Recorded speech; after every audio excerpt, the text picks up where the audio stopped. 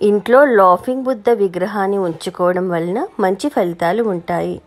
దీన్ని ఇంట్లో పెట్టుకోవాలంటే సరైన దిశలో ఉంచుకోవాలి.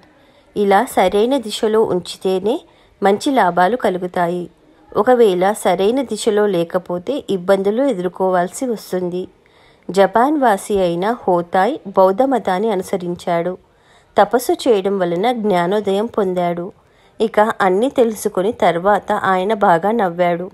జీవితంలో ప్రజలను నవ్వించడానికే పనిచేస్తానని అప్పటి నుంచి నిర్ణయించుకున్నాడు. దీంతో హోతాయ్ అనేక దేశాలు తిరిగాడు. ఎక్కడికి వెళ్ళినా కూడా ప్రజలను నవ్విస్తూ ఉండేవాడు. ప్రజల్లో ఆనందాన్ని నింపాలి అనుకునేవాడు.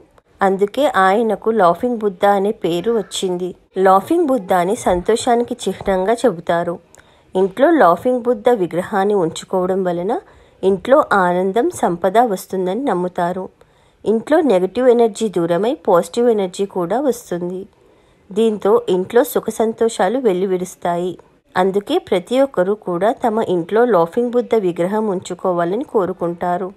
అయితే లాఫింగ్ బుద్ధ విగ్రహం ఇంట్లో ఏ దిశలో ఉంచుకోవాలనే దానిపై అవగాహన తప్పక ఉండాలి. లాఫింగ్ బుద్ధ విగ్రహాన్ని ఇంటి ప్రధాన ద్వారానికి ఎదురుగా ఉంచుకుంటే చాలా మంచిది. అలాగే తూర్పు వైపున లాఫింగ్ బుద్ధ పెట్టడం మంచిది. అంతేకాకుండా పిల్లల స్టడీ రూమ్లో లాఫింగ్ బుద్ధ విగ్రహాన్ని పెడితే పిల్లల మనసుపై సానుకూలత పెరుగుతుంది. ఆఫీస్ డెస్క్పై పెట్టుకుంటే చాలా మంచిది. వ్యాపార స్థలాల్లో లాఫింగ్ బుద్ధ పెట్టుకుంటే వ్యాపారం క్రమంగా పెరుగుతుంది.